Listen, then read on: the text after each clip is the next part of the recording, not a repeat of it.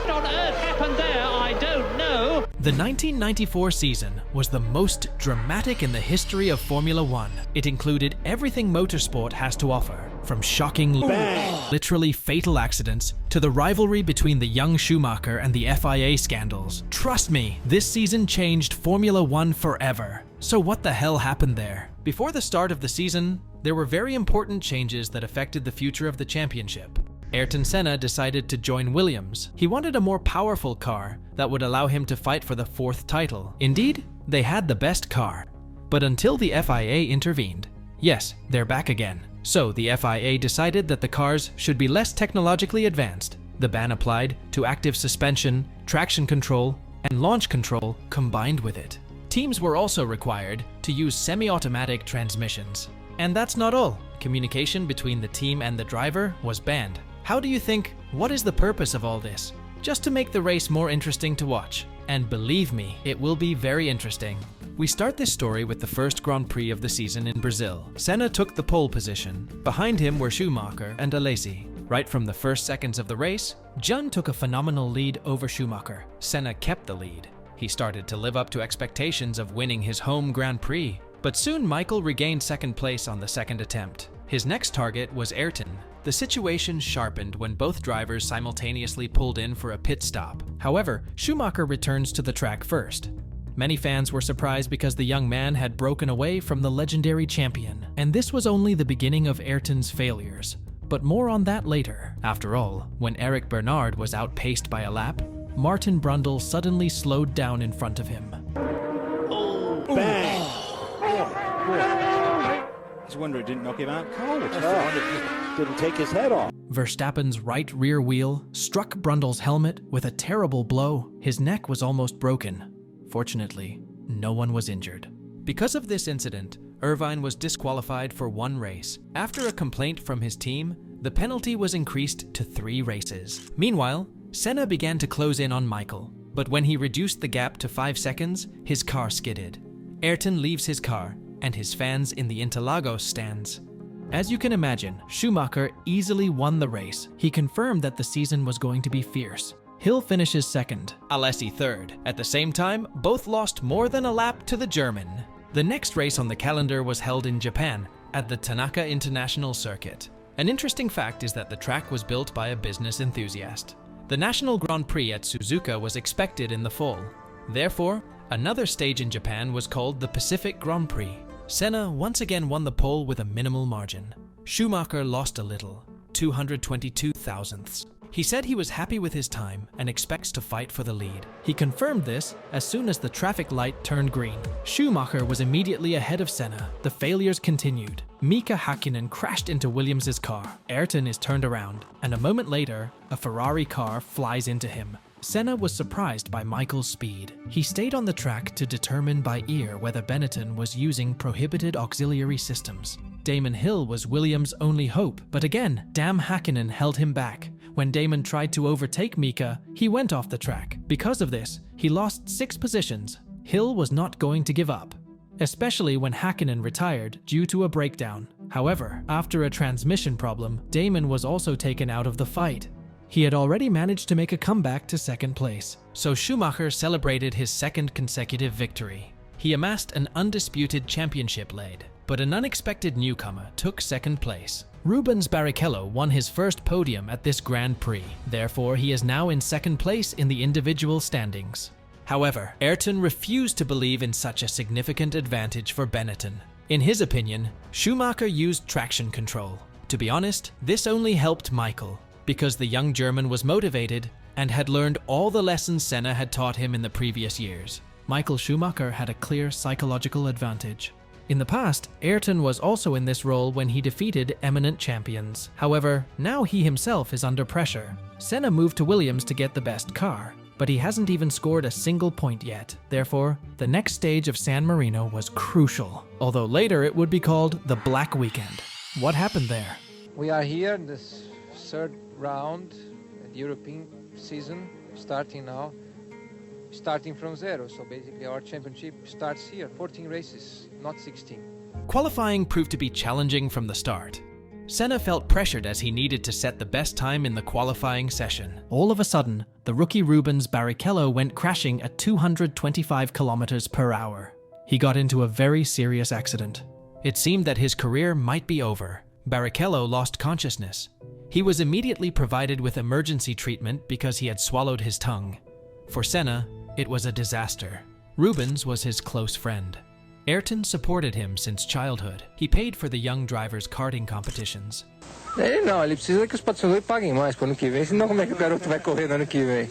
Barrichello eventually regained consciousness. No wonder the first person he saw was Senna. He was lucky. He only suffered a broken nose and bruised ribs. After Ayrton made sure that Rubens was okay, He's all right. He's all right. He's shocked, of course, but he's all right. he returned to the track. Senna managed to set the best time. For him, it was more than a victory. The next day, at the beginning of the second qualifying session, Michael Schumacher managed to get within 3/10 of Ayrton, so Senna was determined to outdo himself, but he was not the only one. Roland Ratzenberger had only one goal in mind: to get ahead of his teammate. It was only his second race in Formula One. However, at a speed of 314 kilometers per hour, he lost control and crashed into a concrete wall. A little earlier, the Austrian driver had driven over a curb, damaging the front wing of the car. As a result, the wing came off in the Tamburello turning zone. That left the car without control. It was immediately apparent that Ratzenberger was immobile. The atmosphere on the track became very tense. However, no one reported any information. Ayrton Senna immediately wanted to find out all the details. He used a safety car to arrive at the scene of the accident. The race management was quick to criticize him. Senna responded decisively, "At least someone cared about safety." You see, Roland died on the spot. At this point, the Formula One management cheated. According to Italian law, if a tragedy occurs during an event, it must be suspended until the circumstances are clarified. That is, if the race was cancelled, Formula One would have lost millions of dollars. Nevertheless, Roland was taken to the hospital, and only there was the announcement of his death. This is the only reason why the race management did not want Senna to know the truth. The accident made Ayrton very upset. He even cried. It was at this moment that a legendary conversation took place that could change his life. The head doctor of the Formula and a close friend asked him, "You're the fastest man around. You won the championship so many times. Why don't we both quit and we'll go fishing?" He took a long time before he answered, and then he turned to me and said, "Sid, I have to go on." As you might have guessed, the decision was obvious: to continue the race. On the morning of May 1st, the day of the competition, a briefing was held for the drivers. Afterwards, Ayrton pushed for the restoration of the Drivers' Association. They agreed to take action before the next Grand Prix in Monaco. We are already in here now for the speed limit for Monaco. Yeah. When the discussion of all the safety details was completed, the race time was approaching. Senna took the Austrian flag with him and took his place on the pole position. I always wondered what Ayrton felt like when he got behind the steering wheel of the car. It remained a mystery until I came across this video. So, the race started. When the light turned green, JJ Leto's Benetton suddenly stalled. And that's a Lotus. They'll have to stop the race, I'm sure, because there's debris on the circuit. Pedro Lamy did not notice the stop in time and crashed into the back of the car. The debris from the collision scattered all over the track. They also caused minor injuries to a police officer and 8 spectators. The accident led to the emergence of the safety car. At that time, the leaders included Senna, Schumacher, Hill. Everyone who was on the track that day knew that this was a bad sign. Let me explain. It was only the second race in the history of Formula One when the safety car drove on a dry track. Senna immediately gestured for it to go faster. He could feel his tires losing temperature. On lap 5, the safety car leaves the track. Ayrton and Schumacher started to compete with each other. They were driving almost closely together. Michael started to put a lot of pressure on Ayrton on lap 6. Lap 7, 2:07 p.m.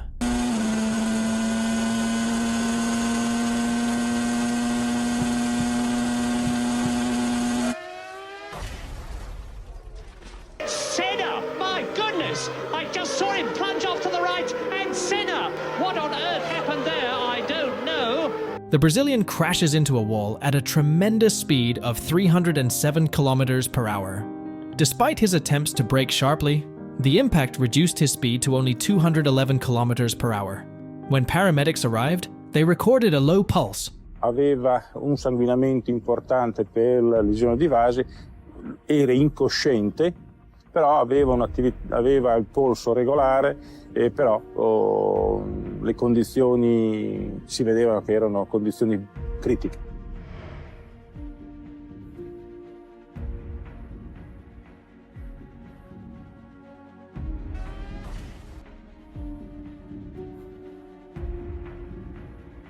A fragment of the suspension pierced the helmet's visor. This caused a severe penetrating head injury. At the same time, it caused a tear in the tissue above his right eye, which led to significant blood loss. Besides, the force of the impact threw Senna's head to the opposite side, causing numerous skull fractures. At that time, I was particularly surprised to see another car at the scene of the accident. Well, I'm gobsmacked. I think that's the most ridiculous thing I've ever seen at any time in my life. Where the hell did it come from? But there's a catch. It was Eric Comas. 2 years ago, it was Senna who saved his life during a race. He raced around the track, full of desire to thank him. Unfortunately, it was too late. Et surtout, il y a une paralysie qui s'est installée chez moi parce que je me retrouvais à côté de l'homme qui 2 ans avant m'avait sauvé la vie sans rien pouvoir faire, et ça c'était terrible parce que lui, il a...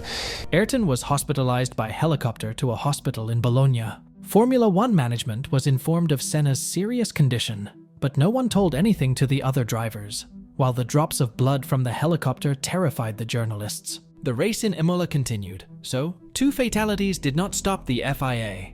On lap 41, another terrible incident occurred. On the way out of the pits, Minardi's car lost a poorly secured rear wheel. As a result, several people in the pit lane were injured by the debris. Schumacher held the lead throughout the race. Thanks to the tactics of 3 pit stops, Michael won the race. Finally, the damn race was over. No champagne at the award ceremony. The participants did not even know what Senna's condition was.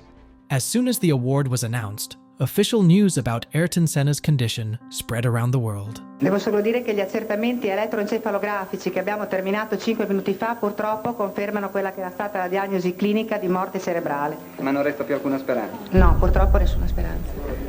An Austrian flag was found in Senna's cockpit, which he planned to display at the finish line in memory of Ratzenberger. After Senna's death, a wave of grief and emotion swept Brazil. The Brazilian government declared 3 days of national mourning in Senna's honor. Ayrton Senna, 3 times world motor racing champion, has died. Why go on? Because I need it. Yes, Ayrton Senna achieves his ambition to win the Brazilian Grand Prix. It was a kind of choice of life. After the race, no one could answer the question, what caused Senna's accident? It will be a long time before the first conclusions drawn by the Italian justice system are made. But has anyone been punished? Write the answer in the comments. While you are writing, we are flying to Monaco. This was only the beginning of a black streak for Formula One, because already during the free sessions, Karl Wendlinger violently crashed into the wall. There's been another terrible motor racing accident today. The Austrian driver Karl Wendlinger is critically ill in hospital. This incident left him in a coma with head injuries. Fortunately, he regained consciousness after 3 weeks. The press demanded that the killer race be stopped. Finally, the most competent organization in the world started to act only after 2 deaths and Wendlinger's accident. So, Max Mosley abruptly announced new changes. For 2 weeks, the teams were asked to reduce the size of the rear diffuser and front wing in order to reduce downforce. Also at this stage, the Drivers' Association, which Senna had insisted on, started operating. Niki Lauda became the head of the organization. They made their contribution and introduced a strict speed limit on the pit lane. Michael Schumacher dominated qualifying. He took his first career pole. Häkkinen and Berger were behind him. Before the race, the drivers honored the memory of Senna and Ratzenberger. It was painful to watch the unoccupied places on the starting grid. At the start, Hill again had a misunderstanding with Häkkinen. Thanks to a brilliant first lap and chaos, Schumacher became the undisputed leader. However, don't be in a hurry to think that's all. Suddenly, the drivers faced a challenge. It turned out that oil had leaked from Mark Blundell's car at the Saint-Devote turn. Schumacher immediately skidded, but he skillfully regained control. Mr. Berger, who decided to turn around, did not. Because of this, Ferrari gives second place to Martin Brundle. An interesting fact is that Pedro Lamy was the first to receive a penalty for speeding on the pit lane. Schumacher increased his lead to 30 points. Will anyone be able to get closer to the young leader? Remember when Max Mosley announced new rules for safety? Because of this, the teams were obliged to change their cars. During the tests, Pedro Lamy had a terrible accident. His car flew into the air and crashed into the barriers. Lamy miraculously survived, but suffered serious leg injuries. That's why he's out for the rest of the season. In this context, Flavio Briatore criticized Mosley. It is our opinion that the opinion of yourself and your advisors to judge technical and safety issues in Formula One must be questioned. Other teams also realized that this was absurd. They firmly insisted on changes. As a result, the FIA had to negotiate. At the same time, the Drivers' Association installs a chicane at the Nissan turn. During qualifying, Schumacher once again took the pole position. However, there were some incidents. Simtek's car crashed out of the last corner, into the tyre wall very hard, and John, that was a very heavy shunt indeed, causing another driver to suffer leg injuries. Damon Hill finished second, and his new teammate David Coulthard was ninth. Do you think Schumacher pulled ahead again and created a comfortable lead? Yes, he did that. But don't be too quick to think it's over, because Michael's box was jammed and he lost his pace dramatically. Now Hakkinen and Hill are ahead. However, Schumacher did not give up. He adapted and kept a great pace. McLaren's car once again failed to finish, so Michael took second place. Damon Hill gets his first and very important victory. New rules continue to take hold at the next Grand Prix in Montreal. The teams had to adapt to using standard gasoline and make changes to the design of the cars to reduce downforce. As a result, the engines lost about 70 horsepower. A temporary chicane was also installed on the track in Canada for the fastest sections. In qualifying, John Alesi set the fastest time, but then Schumacher was able to surpass him. He left behind 2 Ferraris followed by 2 Williams. The race started with Coulthard ahead of Hill. However, the team ordered Damon to pass. Hill began to chase the Ferrari drivers. He quickly passed Berger, and Alesi was ahead during the pit stops. Ferrari had problems with the box, so Hill finishes second without competition. Schumacher easily wins the race. You see, the championship was losing interest with each victory of Michael. That's why Bernie Ecclestone and Frank Williams decided to invite Nigel Mansell, the 1992 champion. At that time, he was racing in IndyCar and agreed to take part in one race. At the French Grand Prix, Williams received updated Renault engines. The result was clearly visible in qualifying, as 2 Williams took the top positions. Finally, someone broke Schumacher's streak. Okay. At the start, he was immediately ahead of them. The rapid start raised suspicions of using lap control. Hill tried to keep up with Schumacher. However, after the first pit stops, he began to fall behind. Mansell, who was third, gradually lost ground. At the pit stop, he passes Alesi, then Berger, and Barrichello. Although Nigel was lucky, Alesi makes a mistake, and his Ferrari spins out. He drove right in front of Barrichello, so they collided. This brought Nigel Mansell back to third place. Suddenly, he retired due to transmission problems. Therefore, only Hill, who finished second, scored points for Williams. Schumacher was once again out of reach of his rivals.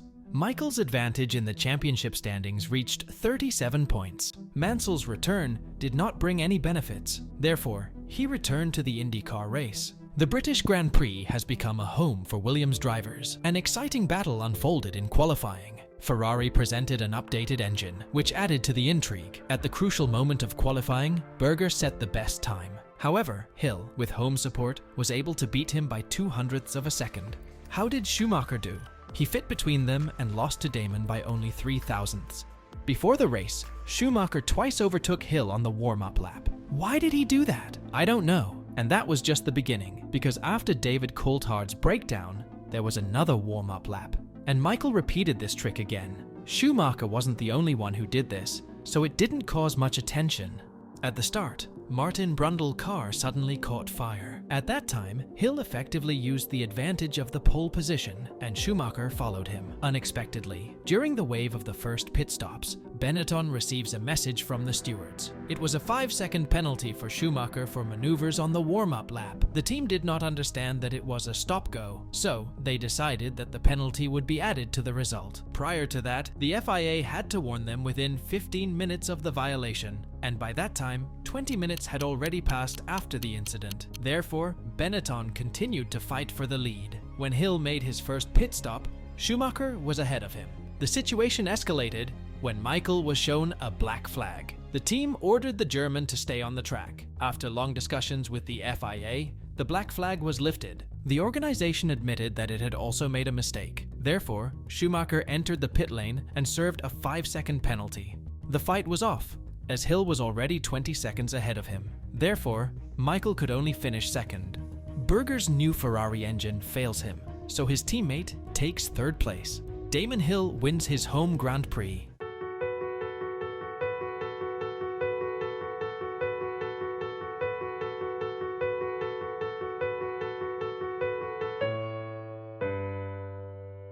And this race changed the entire course of the championship. Why? Because Michael was left without points. What? After the British Grand Prix, the FIA acted decisively. Their observers accused Schumacher of ignoring the black flag. This is a serious violation. Therefore, at a meeting in Paris, Michael was disqualified for 2 races, and that's not all. The Benetton team paid a fine of $500,000. Do you remember Briatore's public letter to Mosley? Some believed that the harsh punishment was revenge. The FIA also had a chance to restore intrigue in the championship, and that was just the beginning of Benetton's accusations. At the same meeting, they were suspected of using launch control. The team was forced to provide access to the program code of their cars under pressure from the FIA.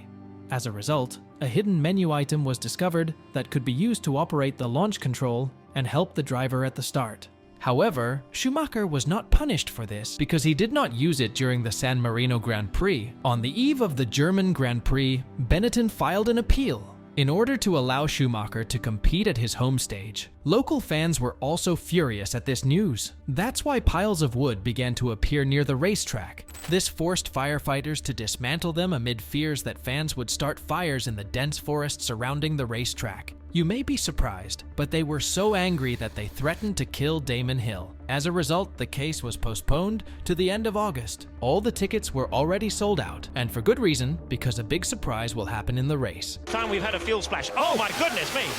The Hockenheim circuit was more suitable for Ferrari and Williams, so it is not surprising that they were ahead of Schumacher. Also at this stage, there was an innovation from the FIA, a wooden board. It was intended to reduce downforce. If you wore it out by more than 1 millimeter, you faced disqualification.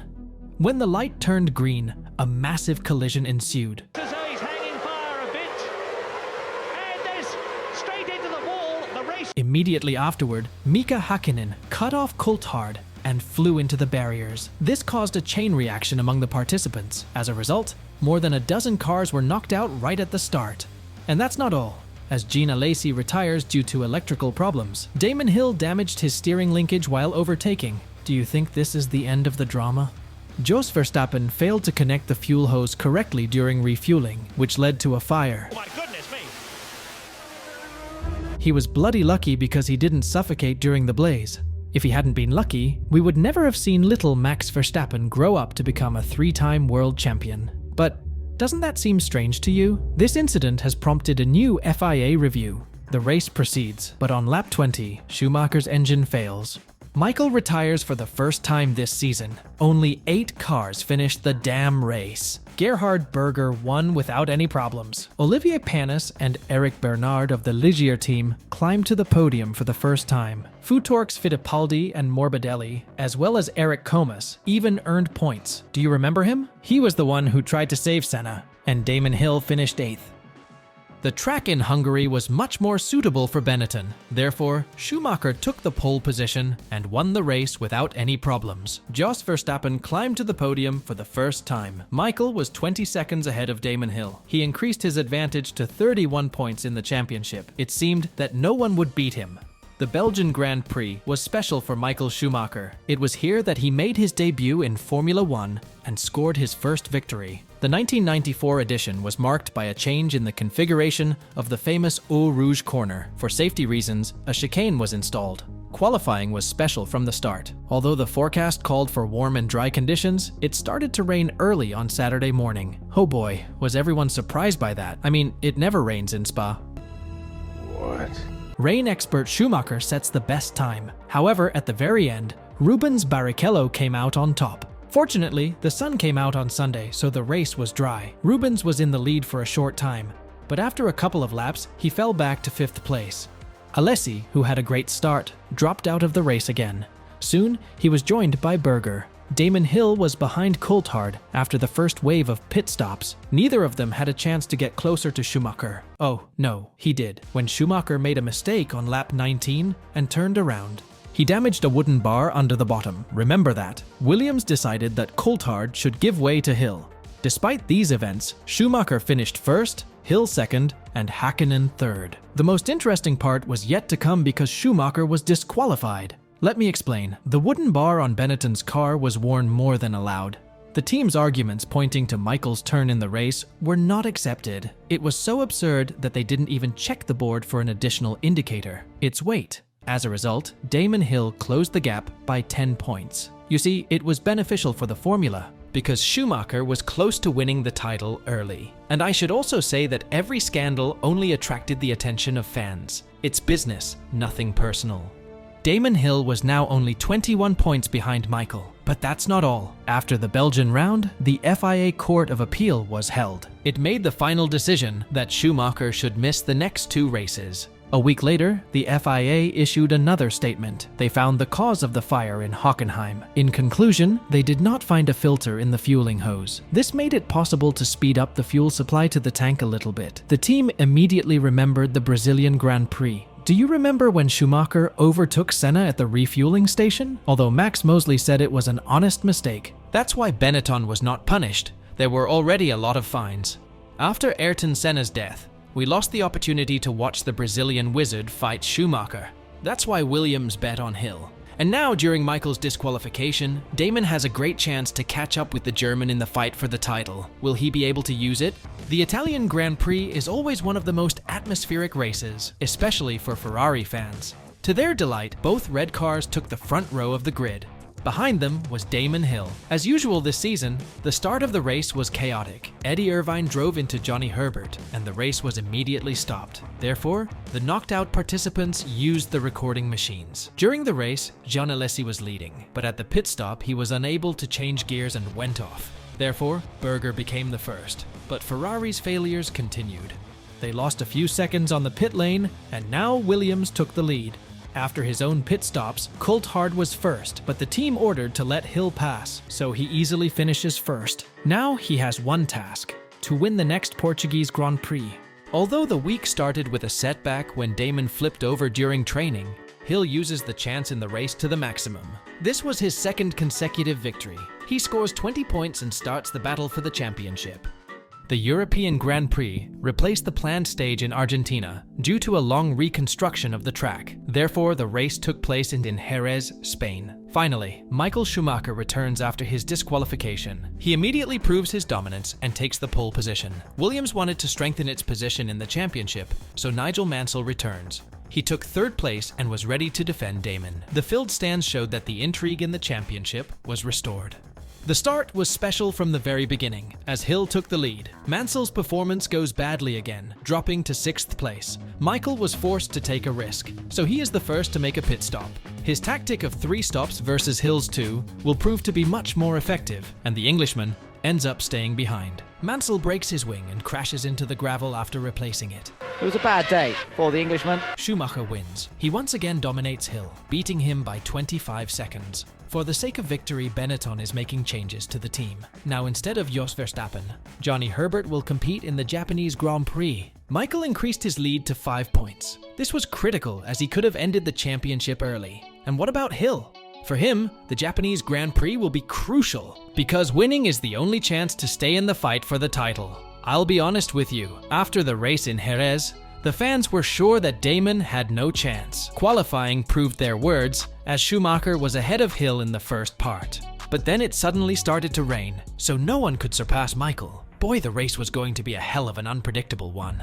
As soon as the light turned green, Schumacher and Hill stayed in their positions, but as the rain intensified, the situation changed dramatically. The day was over for Herbert, Kataji, and Inoue. The Simtek has just gone spinning down the pit lane. It's Taki Inoue, the Japanese driver. Because of this, a safety car appeared on the track. When the race resumed, 4 cars were off the track again. The conditions are now impossible at Suzuka. Suddenly, Eddie Jordan runs to the judges' bridge asking for the race to be stopped. He wasn't the only one. Martin Brundle was shouting over the radio, "Bring out the safety car!" But it was not enough. I guess they need one more incident? Okay. Gianni Morbidelli crashes brutally at the exit of the turn. Before the participants have time to recover, Martin Brundle takes off in the same place at the moment of his evacuation. I think it is absolutely ridiculous to carry on. But there's a catch. He bounced off the wall and hit one of the marshals. When Martin got out of the car, he saw a man with a leg bone protruding through his jumpsuit. Exactly 20 years later, after this incident, a terrible tragedy would occur at the same place. The dangerous departure of special equipment during the race will lead to the next tragic accident of Jules Bianchi after Senna's death. Before the race was stopped, Schumacher had a 7-second lead over Hill. Therefore, this time will be added to the final result. Immediately after the race resumed, Michael made a pit stop. He returned to the track behind Häkkinen, which was a key moment in the race, because Schumacher lost 17 seconds. And this is just the beginning of the failures, because after Hill's pit stop, he was left behind again. The second pit stop will be decisive, with only 10 laps to go. Time you rejoin it takes a minimum, an absolute minimum. You see, Schumacher didn't even need to overtake Hill. All he needed to do was reduce the time. He was ahead of Damon on every lap. Still, he was lucky. On the last lap, Hill drove over a rough edge. Because of this, Damon reduced his lap time by a second. Damon Hill takes the checkered flag, but we wait for Michael Schumacher. 3.36 seconds! Schumacher still fails to make it. Damon Hill wins an important and first victory without the help of the judges or any technical problems for the German. The decisive race of the season took place in Adelaide. The difference between Hill and Schumacher was reduced to 1 point. Williams had a 5-point lead over Benetton in the Constructors' Cup. Qualifying was something special from the start. On Friday, Mansell and Schumacher set the fastest times, but in his next attempt, Michael crashed his car and finished second. Saturday's rain forced the drivers to accept the results of the first qualifying session. Finally, Nigel helped Damon, who took third place, although Mansell lost the race right away. Therefore, the main rivals take the first 2 positions. The pair set a furious pace. By lap 17, Häkkinen, who was third, was almost half a minute behind. After the 18th lap, they both dove into the pits simultaneously. Yes, they're coming in together. This is terrific excitement. They continued the race side by side. After that, Michael set the best time. It seemed that he was pulling away. But in the 5th turn of the 36th lap, Schumacher made a mistake. He collided with a concrete wall and went off the track. Behind him, Damon is actively attacking. He's lost time. Yeah. Hill goes by. Oh, out goes Schumacher! First, Michael moved to the left, and then sharply to the right, where Hill tried to overtake him. After the collision, Damon's suspension was broken. Despite attempts to continue the race, the Briton was forced to make a pit stop. It became clear that repairs were impossible. Therefore, both drivers finished the race. At that moment, the commissioners told Schumacher the news. He was filled with joy because he realized that he was becoming a world champion.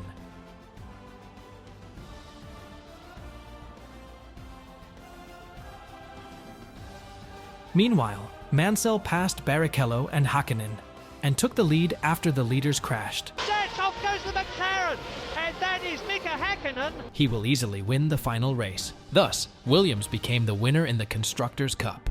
After the accident, many fans accused Schumacher of cheating. Even later, Max Mosley would say in an interview that Michael was lucky to escape punishment, although Williams refused to try to sue for the championship in the year of Senna's death.